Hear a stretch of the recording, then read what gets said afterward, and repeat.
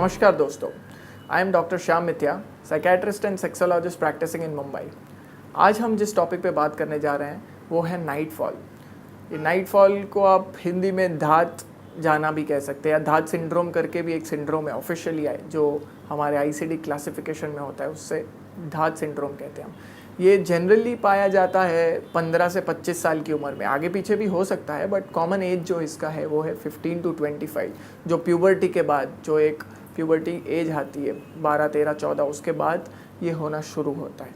तो ये क्यों होता है और इसके होने की वजह से क्या दिक्कत हो सकती है, इसका सोल्यूशन क्या है, ये हम देखेंगे। ये जो नाइट फॉल है या धात सिंड्रोम है, ये इसमें ये होता है कि रात को जब अगर कोई सो रहा है तो नींद में उनके स्पर्म या सीमेन रहेगा, वो लीक हो जाता है। उसको कॉमन भाषा में कहते हैं वेट ड्रीम्स या नाइट फॉल। अभी ये स्ट्रेंज है कि ये 15 से 25 में ही क्यों होता है और आगे क्यों नहीं होता है, अंदाज़न आगे पीछे क्यों नहीं होता है। तो इसका बहुत ही सिंपल आंसर है, 25 के बाद जनरली बहुत ये पाया जाता है कि आपके पास या तो कोई सेक्सुअल पार्टनर है या तो आप मास्टरबेशन कर रहे हैं। ये दोनों ही सिचुएशंस में आपका रेगुलर सेक्स हो रहा है या आप रेगुलर मास्टरबेशन हो रहा है, तो जो स्पर्म प्रोडक्शन है, सीमेन प्रोडक्शन है, उसको वेंट आउट मिल रहा है। जो स्पर्म प्रोडक्शन हो रहा है वो बाहर भी निकल रहा है, इधर थ्रू मास्टरबेशन और इधर थ्रू सेक्स।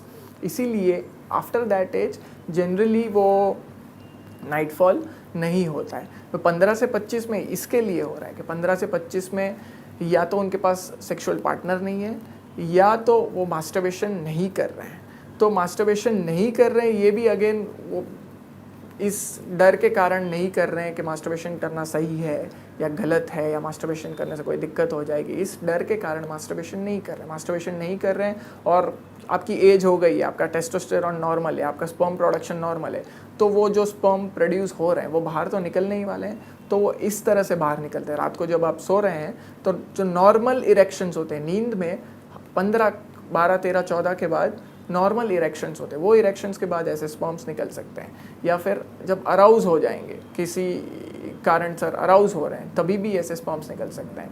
एंड लास्ट ये है कि आप कोई वज़न उठा रहे हैं, आप कोई ऐसी एक्टिविटी कर रहे हैं जिसमें भी आपको स्ट्रीनस एक्टिविटी कर रहे हैं, वहाँ पे भी ऐसे स्पर्म्स निकल सकते हैं। अभी इसमें एक लास्ट इम्पॉर्टेंट चीज़ ये है, बहुत बार कुछ लोगों को ये गलत फहमी रहती है कि अगर मेरे को नाइट फॉल हुआ है, अगर मेरे स्पर्म्स बाहर निकल रहे हैं तो ये बहुत बड़ी बीमारी हो गई है या बहुत बड़ी दिक्कत हो गई है, मेरे को कमज़ोरी आ जाएगी, आंखें धुंधली हो जाएंगी, बोन्स कमज़ोर हो जाएंगे, आगे बच्चा होने में दिक्कत होगी। यहाँ तक कुछ लोग तो ऐसे मानते हैं कि 1 बूंद धात की, 1 बूंद स्पर्म की और 7 बूंद खून की ये इक्वल होता है। ये बिल्कुल भी गलत फहमी है, ऐसा कुछ नहीं होता है। स्पर्म प्रोडक्शन होता है टेस्टिस में, ब्लड जो प्रोड्यूस होता है वो बोन मैरो में, ये दोनों का कोई संबंध नहीं है। बट ये बहुत ही कॉमन मिथ है कि 1 बूंद धात की और 7 बूंद खून की, का कोई कनेक्शन नहीं है। स्पर्म्स जाने से आपके ब्लड की कोई कमी नहीं आएगी, आपको ब्लड में कोई कमज़ोरी नहीं आएगी, आपको कोई दिक्कत नहीं होगी।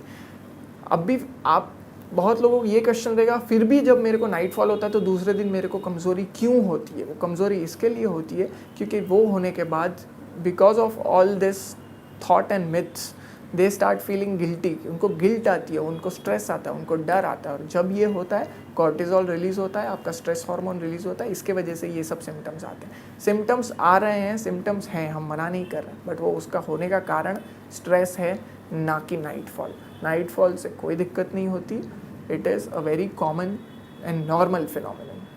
Thank you. अगर आपको हमारा ये वीडियो पसंद आया है तो आप इसे लाइक और शेयर जरूर करें।